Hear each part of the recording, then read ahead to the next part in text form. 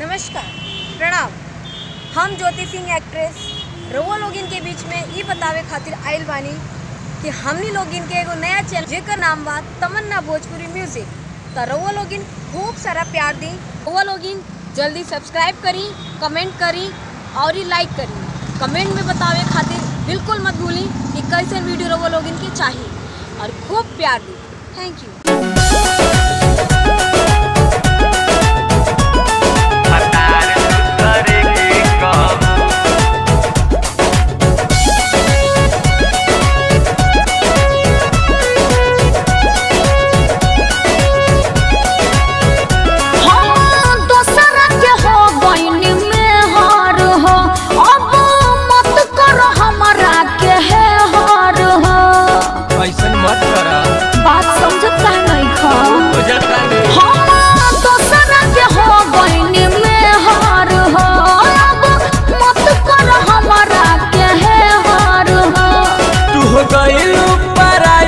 हमके का चाहबू कनी दे दना हमके जहां हकार दूसरे के कब ऐसे मत बोला। कनी दे दना हमके जहां हकार दूसरे के कब ओहो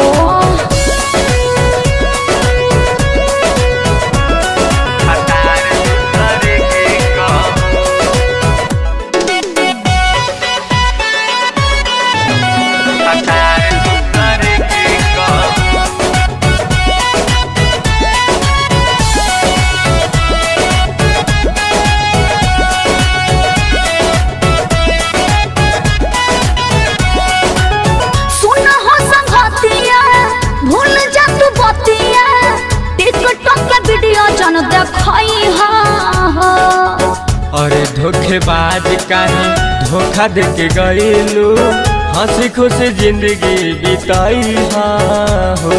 ए सुनो ना हमार बतिया बोला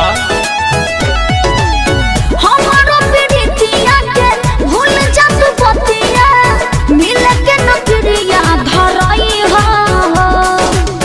हमारा के दुखावा दिहल ये गोरिया जानू बिना जानू नहीं रही है हो।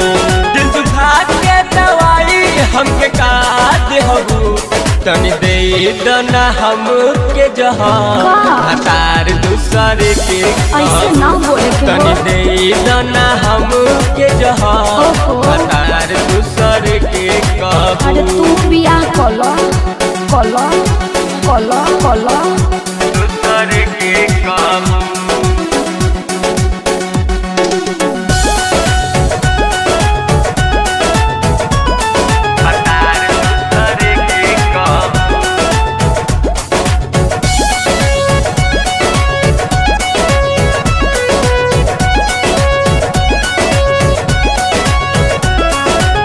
जब होला रतिया याद आवे बतिया तू ही आवेला मोर सपना में। बड़ा याद आवेलू तू भोर भी सहारा सुना लगे ओढ़ाना बिछावाना में।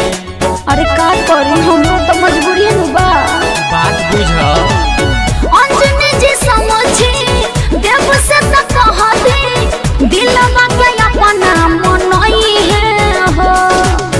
दिलवा में भसले बात हर सुरतिया देव नहीं तोह के भुलाई है हो।